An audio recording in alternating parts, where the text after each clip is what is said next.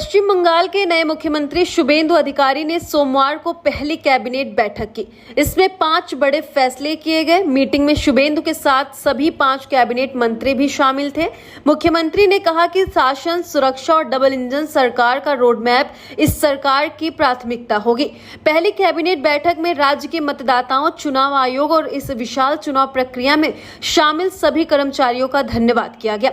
वहीं नए सीएम शुभेंदु सरकार के पहले 5 बड़े ऐलान भी किए गए। पहला ऐलान, आयुष्मान भारत योजना को लागू किया जाएगा और राज्य और केंद्र सरकार मिलकर राज्य में इसे लागू करने के लिए काम करेंगे।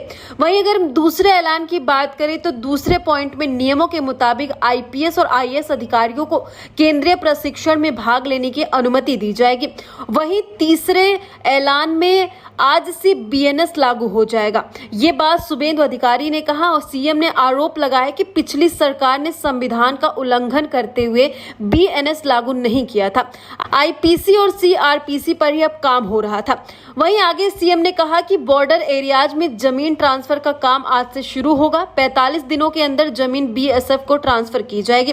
बीजेपी के जिन 321 कार्यकर्ताओं ने बंगाल में जान गंवाई है, उनके परिवारों की पूरी जिम्मेदारी सरकार लेगी। बता दें कि बीजेपी का ऐसा दावा है कि बंगाल में ममता सरकार के दौरान उसके 300 से ज्यादा कार्यकर्ताओं की राजनीतिक हिंसा में हत्या हुई है। वहीं आयुष्मान भारत योजना से गरीब और कमजोर परिवारों को इलाज मिलता रहेगा।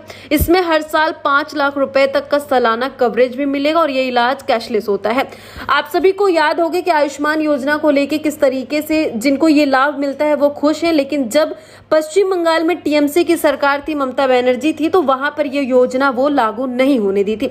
वहीं कैबिनेट बैठक के बारे में और जानकारी देते हुए सीएम शुभेंदु ने कहा, बंगाल के सीमावर्ती जिलों में लगातार बदलती जनसंख्या को देखते हुए हमारे मंत्रिमंडल ने सीमा पर बाड़ लगाने के लिए बीएसएफ को आवश्यक सूचना सौंपने की प्रक्रिया शुरू कर दी है।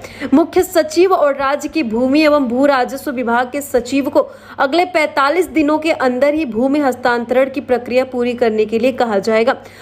वहीं अधिकारी ने आगे बताया कि टीएमसी सरकार ने संविधान और जनता के साथ विश्वासघात किया और जानबूझकर बंगाल में जनगणना प्रक्रिया को रोके रखा ताकि महिलाओं के लिए आरक्षण को रोका जा सके।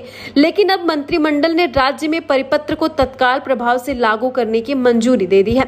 मुख्यमंत्री ने यह भी आरोप लगाया कि भारतीय न्याय संहिता यानी कि बीएनएस मतलब नया आपराधिक कानून, जो पूर्ववर्ती आईपीसी और सीआरपीसी की जगह ले रहा है, राज्य में टीएमसी सरकार द्वारा आधिकारिक तौर पर लागू नहीं किया गया था और कहा कि पहली कैबिनेट बैठक में नए कानून को लागू करने की आधिकारिक मंजूरी दे दी गई है।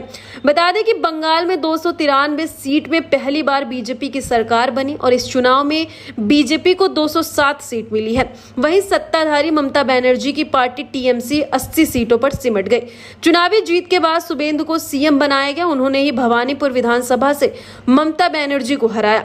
भवानीपुर में शुभेंदु को 73,917 वोट मिले थे। वहीं ममता 50,000 वोटों के साथ दूसरे स्थान पर रही। उनको 15,105 वोटों से हार का सामना करना पड़ा था। हालांकि जब से पश्चिम बंगाल को नए सीएम शुभेंदु अधिकारी मिले हैं, तब से लगातार जनता की उम्मीदें बढ़ती जा रही है।